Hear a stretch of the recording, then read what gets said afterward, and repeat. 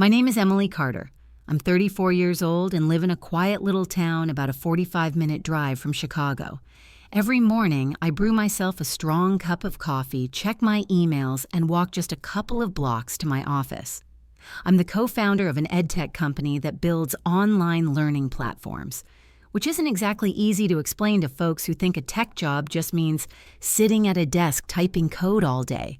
My family never got what I do, or maybe they just didn't care to. To them, I've always been the plain younger sister, the one who wore simple jeans and hoodies, skipped the makeup, and was always buried in work or on a Zoom call. My older sister, Lauren, though, she's 37, 3 years older than me, and she's always been the star of the family. Gorgeous, charming, soft-spoken, with a high-flying marketing job that everyone brags about. At family gatherings, it's always been Lauren in the spotlight. "Lauren, you look amazing in that dress," or "Lauren, your new campaign went viral, so impressive." Me? If anyone even noticed I was there, it was just, "Oh, Emily, she's doing something with computers." Like I was an afterthought, a line scribbled in the margins of their story. Growing up, I got used to fading into the background. Family photos always had Lauren front and center, her smile bright, while I stood awkwardly in the back, barely visible. At Thanksgiving or Christmas, relatives would swarm around her, showering her with praise, while I'd get a quick nod or a vague comment about my tech stuff. I used to think if I worked hard enough, if I kept my head down and did my part, maybe one day my parents would see me the way they saw Lauren. Maybe they'd be proud. But no matter how many late nights I pulled at the office or how many deals I closed, it was always Lauren they talked about. They never asked about the time I led a project that got our company a $1.5 million grant.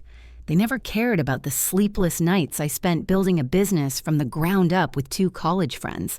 To them, I was just Emily, the reliable one who'd handle things when they needed fixing. For the past 18 months, I've been quietly paying for their bills. Electricity, water, health insurance, you name it. It adds up to about $12,000, not counting the extra I'd send when Mom said the AC broke or Dad needed new tires for his car. They never asked if I could afford it. They'd just say, "Lauren's got a big project at work, so if you can help out, that'd be great." And I did. I paid every bill on time, like it was my job to keep their lives running smoothly. I thought that's what family did. Step up, no questions asked. But not once did they say thank you. Not once did they check in to see how I was doing. When I tried to share my own wins, like when our app hit 10,000 users, Mom would just nod and say, "That's nice, honey. Did you hear Lauren's getting promoted?" It stung, but I swallowed it. I kept thinking if I stayed patient, if I kept showing up, maybe they'd see me. Maybe they'd care. But deep down, I was starting to wonder if I'd ever be more than the backup plan in their eyes. The moment I realized my family didn't want me around hit like a punch to the gut. It was early April, and I'd been planning to head home for my parents' 40th wedding anniversary. It wasn't going to be anything fancy, just a small family party at their house in the Chicago suburbs with some relatives, a homemade cake, and maybe a few old photo albums to laugh over. I always helped out with these things, whether it was picking up decorations or making sure the backyard was ready for guests. This time I'd even blocked off a whole weekend, a rare break from my crazy schedule at the EdTech company I co-founded. I was excited to be there, to feel like part of the family for once. So, a week before the party, I called Mom to check in. She sounded distracted, talking about Lauren's latest work project, but I brushed it off and said I'd be coming early to help set up. There was a long pause, and then she mumbled something about checking with Dad. "Just let me know what you need me to bring," I said, trying to keep my voice light. She handed the phone to Dad, and that's when everything fell apart. Dad's voice was gruff, like he was annoyed I'd even called. "Emily, look, it's probably better if you don't come this time," he said, clearing his throat. I froze, my phone pressed tight against my ear, thinking I must have misheard. "What do you mean?" I asked, my heart starting to race. He sighed, like I was making this harder than it needed to be. "Lauren's bringing her new boyfriend, Ryan. He's a CFO, real sharp guy, works at a big firm in Milwaukee. Your job..." It's not exactly easy to explain, you know? It'd just make things awkward, people asking questions, comparing you two. Let's keep it simple this year. My chest tightened, and for a second I couldn't breathe. I gripped the edge of my kitchen counter, staring at the cold coffee in my mug. "Are you saying I'd embarrass you?" I managed to get out, my voice shaking. Dad didn't even hesitate. "I'm saying it's not the right time. Lauren's got a lot riding on this, and we don't need any complications. If you show up anyway, don't expect a warm welcome." Then he hung up, the line going dead before I could say another word. I stood there in my quiet apartment, the spring sunlight streaming through the window, but it couldn't touch the cold sinking into me. My hands were trembling, not from anger but from something deeper, a sharp, aching hurt that felt like it was carving out a piece of me. I'd spent years trying to be the daughter they could be proud of, the one who showed up, who paid their bills, who never asked for anything in return. And now they didn't even want me at their anniversary because my job wasn't impressive enough, because I might overshadow Lauren's big moment with her fancy boyfriend. I sank into a chair, replaying Dad's words in my head. Don't expect a warm welcome. It wasn't just about the party. It was about me. They didn't want me there, period. I wasn't their daughter in that moment. I was an inconvenience, a problem to be avoided.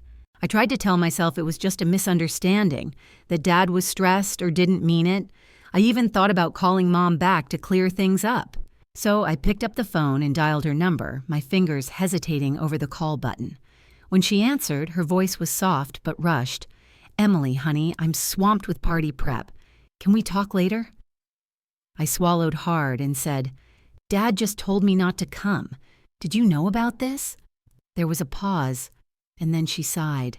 "He's just trying to make things easier for Lauren. Ryan's important, and we don't want any tension. You understand, right?"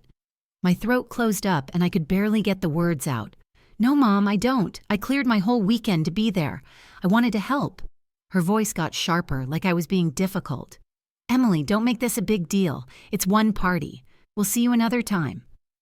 I nodded, even though she couldn't see me, and said, "Okay, sure." Then I hung up, my eyes stinging but no tears coming. I sat there for a long time, staring out the window at the budding trees in my little town. The hurt was still there, but something else was growing alongside it, a clarity I hadn't felt before. All these years, I'd been chasing their approval, thinking if I did enough, paid enough, showed up enough, they'd finally see me, but they didn't. They saw Lauren, her boyfriend, their perfect image of a family that didn't include me. I thought about the $12,000 I'd sent them over the past 18 months, the late nights I'd worked to afford it, the times I'd skipped my own plans to fix their problems. And for what? To be told I'd make things awkward at their party. I looked down at my phone, still open to Mom's contact, and realized something. I wasn't just hurt. I was done. Done trying to fit into a family that only wanted me when it was convenient. Done being the one who always gave while they took. I didn't know what I was going to do next, but I knew I couldn't keep living like this. Not anymore. That night, after Dad's call and Mom's dismissal, I couldn't sleep. The words kept looping in my head. Don't expect a warm welcome. It wasn't just about missing their 40th anniversary party. It was the realization that I'd never really been welcome, not as myself. I sat in my dark apartment, the only light coming from the street lamp outside, and stared at my laptop. On the screen was my bank account, open to the transaction history. For the past 18 months, I'd been sending money to my parents every month. $12,000 in total for their electricity, water, health insurance, even the cable they watched every night. I'd set up auto payments so they'd never have to worry, never have to ask. They didn't ask either. They just took it, like it was my job to keep their lives running. I scrolled through the list. $189, 50 cents for electricity, $142.30 for water, $275 for insurance. Month after month, the numbers added up, and not once had they said, "Emily, thank you." Not once had they checked if I was okay covering it. I leaned back in my chair, my chest heavy with a mix of hurt and something new, resolve. I'd spent years playing the role they'd given me, the quiet daughter who fixed things, who paid up, who didn't make waves. But being told I'd embarrass them at their own party, that my presence would ruin Lauren's big moment with her boyfriend, snapped something inside me. I wasn't just tired of it. I was done. I moved the cursor to the auto payment settings, my finger hovering over the mouse. Part of me wanted to call Mom one more time to give them a chance to take it back, but I knew what she'd say. "Don't make it a big deal, Emily." So I didn't. I clicked cancel on the electricity payment. A pop-up asked, "Are you sure?" I clicked yes. Then the water bill, then the insurance. One by one, the notifications popped up. Auto payment canceled successfully. The screen went quiet, just like my apartment, just like the place I'd always held in their family. I closed the laptop and sat there, the silence wrapping around me. I didn't feel angry or vengeful. I felt empty but also free, like I'd finally let go of a weight I'd been carrying for too long. I knew what would happen next. The anniversary party was in a few days, and without those payments, their house would go dark. The water would stop, the Wi-Fi would cut out. They'd notice then, but I wasn't going to be there to fix it. For the first time, I wasn't going to be their backup plan. I went to bed that night, not sure if I'd done the right thing, but sure it was the only thing I could do. The day of the party came, and my phone started buzzing early. First, a text from Mom at 8 a.m. "Emily, the power's out. Can you call the electric company?" I stared at the message, my coffee going cold on the table. "No, how are you?" No mention of Dad telling me not to come. Just another problem for me to solve. I set the phone down, face down, and didn't reply. An hour later, Lauren texted, "Em, what's going on? No water, no internet, Mom's freaking out, and guests are coming soon. Fix this, please." I read it, my jaw tight, and put the phone back down. By noon, Dad sent a message. "Emily, this is unacceptable. Call the providers now. The house is a mess." I leaned back on my couch, staring out the window at the spring blossoms in my little town. The texts kept coming, each one more desperate, but none of them asked why I wasn't there. None of them mentioned the call or the hurt or the years I'd given without question. I didn't feel good about it, but I didn't feel guilty either. I'd spent so long trying to hold their world together, thinking it would make me part of it. But I wasn't. I was just the one who paid the bills, the one they called when things broke. Now they were seeing what happened when I stopped. The party would go on, I was sure. Lauren would charm the guests, Mom would pull out candles, Dad would grumble but manage. But it wouldn't be because of me. I walked to my kitchen, poured a fresh cup of coffee, and sat by the window. The world outside was bright, alive, moving forward, and for the first time in years, I felt like I was moving forward too, away from a family that only saw me when they needed something. I didn't know what would happen next, but I knew I wasn't going back to being their invisible fixer. Not ever again. The morning of my parents' 40th anniversary party, the sky over my little town near Chicago was heavy with gray clouds, like the world was holding its breath. I sat by my window, sipping a cup of black coffee, staring at the empty street below. My phone was still buzzing with texts from Mom, Dad, and Lauren, all begging me to fix the power, water, and Wi-Fi I'd canceled a few days ago. I hadn't replied to any of them, not out of spite, but because I was done being the one who always cleaned up their messes. I'd spent $12,000 over 18 months keeping their house running, and they'd never once thanked me. Instead, they told me not to come to the party because I'd embarrass them in front of Lauren's new boyfriend, Ryan. The hurt from Dad's words, "Don't expect a warm welcome," still stung, but I wasn't going to let it pull me back. Today I was staying put, letting their chaos unfold without me.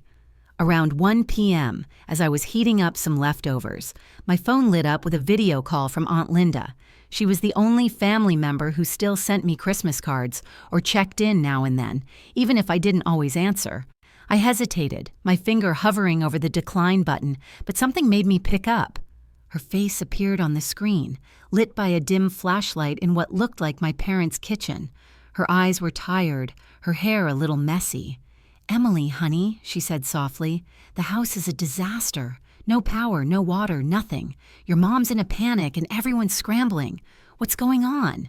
I opened my mouth to answer, but before I could, I heard Mom's voice in the background, sharp and frantic.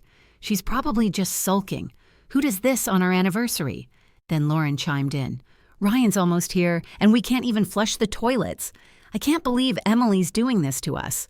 I took a deep breath, keeping my face calm. Aunt Linda, I said, my voice steady. Dad told me not to come because I'd make the family look bad. He said if I showed up, I shouldn't expect a welcome. What am I supposed to do with that? Linda's eyes widened, and she opened her mouth to reply, but then the screen shifted. A new face appeared. Ryan, Lauren's boyfriend, in a crisp suit, looking confused. He squinted at the phone, then his jaw dropped. Emily? He said, his voice cutting through the noise. Emily Carter, from Horizon Learning? I nodded, keeping my expression neutral. That's me. His face went pale, and he turned to the room, his voice loud enough for everyone to hear. She's the co-founder of Horizon Learning. I'm transferring to the Chicago office next week, and she's my boss. The background went dead silent. I could almost feel the air shift, like someone had flipped a switch. Mom's muttering stopped. Lauren's sharp complaints cut off mid-sentence. Even Dad, who'd been barking orders about finding candles, went quiet. I pictured them all standing there, frozen as Ryan's words sank in. For years, they'd thought I was just some tech worker, pushing papers or fixing computers. They'd never asked about my company, never cared about the platforms we built or the schools we helped. And now, in one sentence, Ryan had ripped away their assumptions. I was their daughter's boss, the one who'd approved his transfer, the one running a company they couldn't even explain. Aunt Linda's face came back into view, her eyes soft but intense, like she was seeing me for the first time.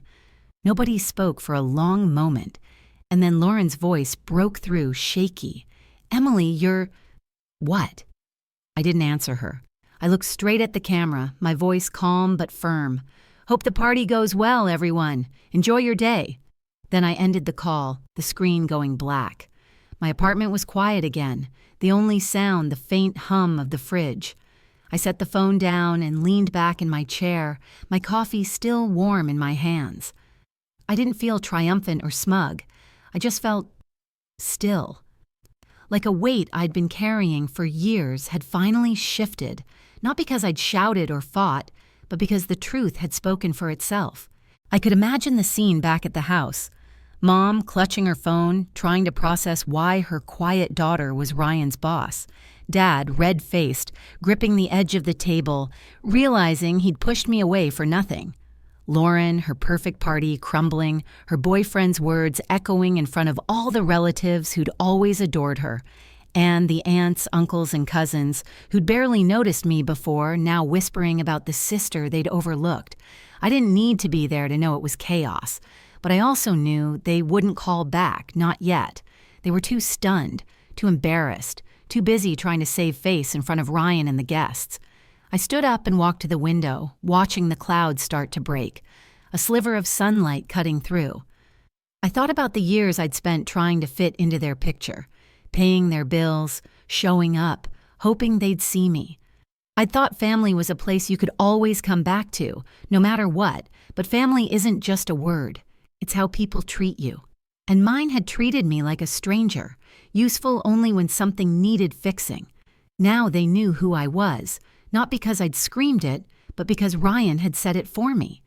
I took a sip of coffee, the bitterness grounding me. The party would go on, candles or not, but from now on, I was done living in their shadows. I'd let the truth do the talking, and for once, it was enough. The days after my parents' 40th anniversary party felt like a strange calm after a storm. I went back to my routine. Morning coffee, walks to the office, meetings about our EdTech platform's next big update. But inside, something had shifted. Ryan's words during that video call with Aunt Linda, outing me as his boss and the co-founder of Horizon Learning, had turned my family's world upside down. They'd spent years thinking I was just some desk worker, not worth mentioning next to Lauren's glamorous marketing career. Now, the truth was out. And I didn't have to say a word to make it happen. I didn't feel like I'd won anything, though. I just felt lighter, like I'd finally stopped carrying their expectations. My phone stayed quiet for a couple of days. No texts or calls from Mom, Dad, or Lauren. I figured they were too embarrassed or too stubborn to reach out, but I knew it wouldn't last. Sure enough, 3 days later, my phone buzzed with a long message from Lauren. It was a mess of anger and desperation, her words spilling over like she'd typed it in a rush. "Emily, how could you let this happen? You knew Ryan was my boyfriend, and you let him find out you're his boss right in front of everyone. Mom's been crying, Dad's furious, and Ryan's acting distant. He broke up with me yesterday. Said he can't be with someone whose family treats their own like that. You ruined everything. Can't you just talk to him?" I sat on my couch, reading it over, the evening light fading outside. I wasn't surprised Ryan ended things. He'd seen the real family behind Lauren's charm, the one that pushed me out to make her look better. But Lauren's message didn't mention the years she'd let me fade into the background, or the way she'd never stood up for me. She just wanted me to fix her mess, like I'd always fixed theirs. I typed a short reply, keeping it simple. "Lauren, I didn't plan that call or tell Ryan to say anything. He left because of how you and the family acted, not because of me. If you want him back, that's on you." I hit send and set the phone down, not expecting a response. But an hour later, another text came, this time from Mom. "Emily, I know things got heated at the party, but we're still family. Lauren's heartbroken. If you could call Ryan, maybe smooth things over, it'd mean a lot." I stared at the screen, my jaw tight. No apology for Dad telling me not to come. No mention of the $12,000 I'd paid for their bills.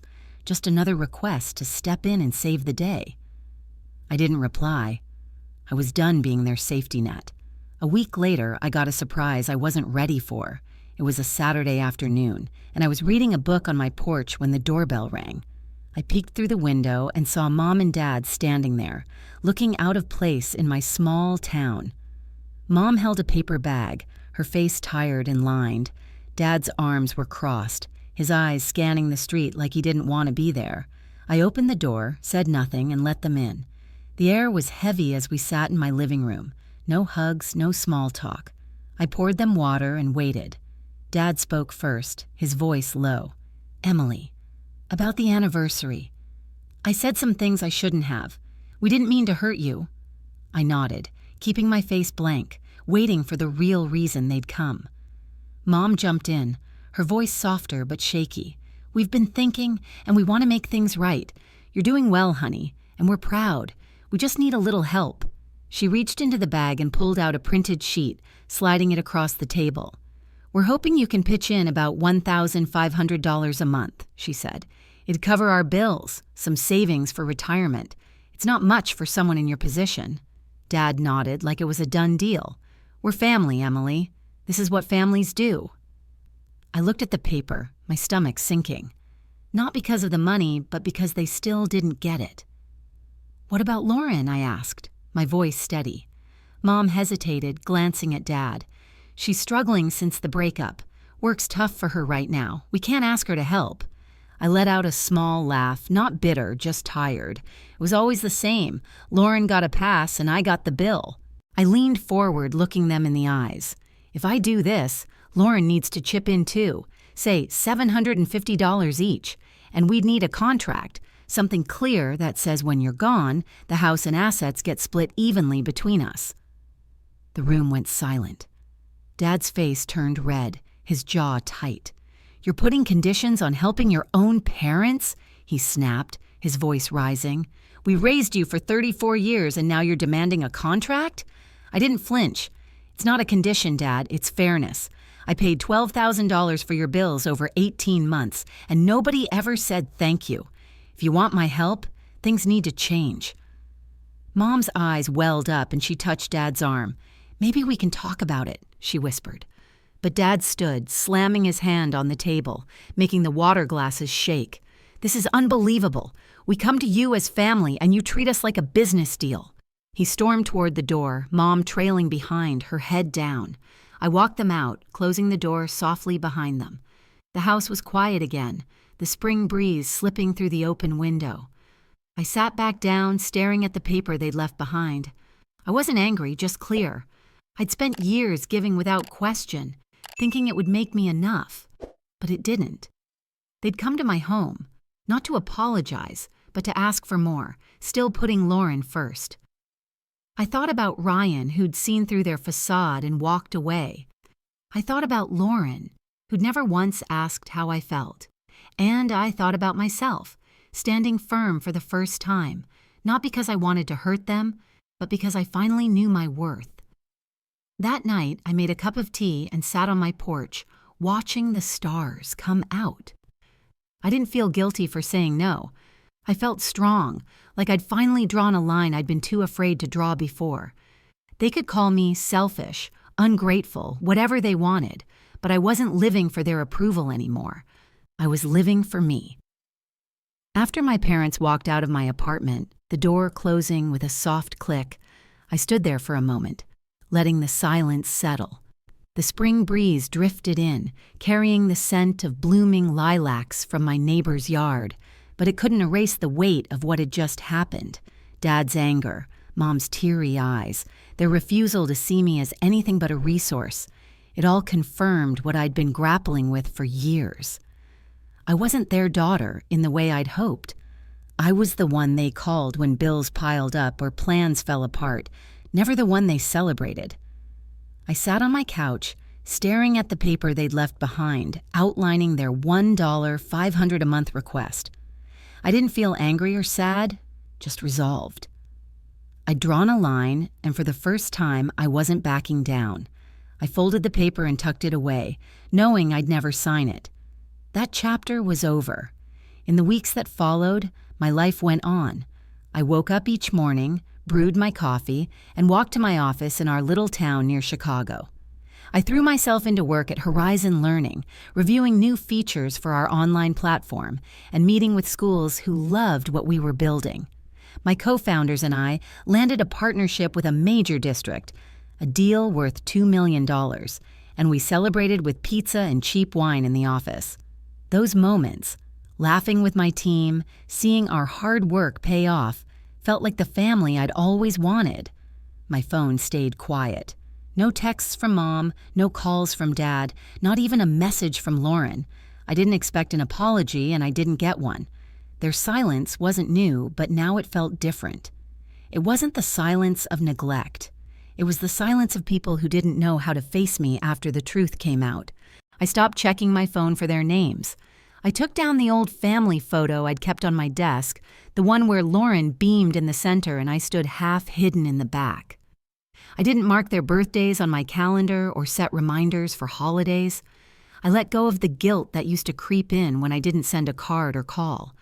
I'd spent years thinking I owed them. That love meant giving until it hurt. But love isn't a transaction, and family isn't a contract you sign with your silence. I started to see my life for what it could be, not what they decided it should be. I joined a local book club, started running in the evenings, and even planned a solo trip to the Smoky Mountains, something I'd always wanted to do but never made time for. I was building a life that felt like mine, not a shadow of theirs. One Sunday afternoon, I stopped by a cozy cafe in town, the kind with mismatched chairs and chalkboard menus. I ordered a latte and settled into a corner by the window, watching people stroll by with their dogs and kids. On the wall, a wooden sign caught my eye. Family isn't always where you're born. Sometimes it's where you're seen. I read it twice, letting the words sink in. For so long, I'd thought family was about showing up, no matter how they treated you. I'd paid $12,000 in bills, stayed up late fixing their problems, and stood in the background while they praised Lauren. I'd thought if I was quiet enough, helpful enough, they'd love me. But that sign was right. Family is about being seen, not just being useful. I smiled to myself, feeling a quiet pride. I'd chosen to see myself, to stand up for what I deserved, and that was enough. At work, Ryan settled into his role as our new CFO. He was professional, focused, and never brought up Lauren or the party. I respected that. We didn't need to talk about it. The truth had already done its job. One day, as we wrapped up a budget meeting, he lingered and said, "Emily, I just want you to know I admire how you handle things. You don't say more than you need to, but it says a lot." I nodded, thanked him, and left it at that.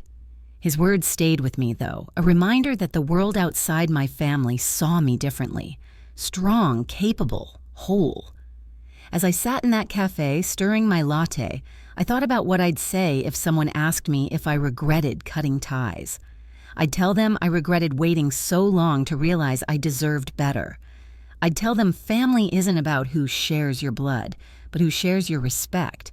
And I'd ask them, was I too harsh, or did I just learn to love myself at the right time? I knew some people might judge me, say I was cold for saying no to my parents. But I'd been the warm one for years, giving everything, and it got me nowhere. Now I was choosing me, not out of anger but out of clarity. I paid for my coffee, stepped outside into the crisp spring air, and walked home, the sunset painting the sky orange. For the first time, I felt free, not because I'd left them behind, but because I'd finally found my place. And if you're out there, feeling invisible in your own family, I hope you know you're not alone. You're worth more than the roles they give you. So, what do you think? Did I do the right thing, or did I go too far? As I walked home from the cafe, the spring sunset fading into a soft purple, I realized I'd found something stronger than family approval, my own self-worth. Choosing to step away from a family that only saw me as a fix for their problems wasn't easy, but it taught me that love starts with respecting yourself. You don't have to stay in spaces where you're not valued, no matter the label they carry. My story isn't about cutting ties. It's about building a life where you're seen, not used. If you're struggling to find your place in a family that overlooks you, know this: you're enough, and you deserve to choose who lifts you up. Set boundaries, not to push people away, but to protect your peace. That's the real strength I learned, and it's changed everything. If my journey resonates with you, share your thoughts below and subscribe to our channel. Don't miss more stories like this, raw, real, and full of lessons to help you find your own path. Hit that button, join our community, and let's keep growing together.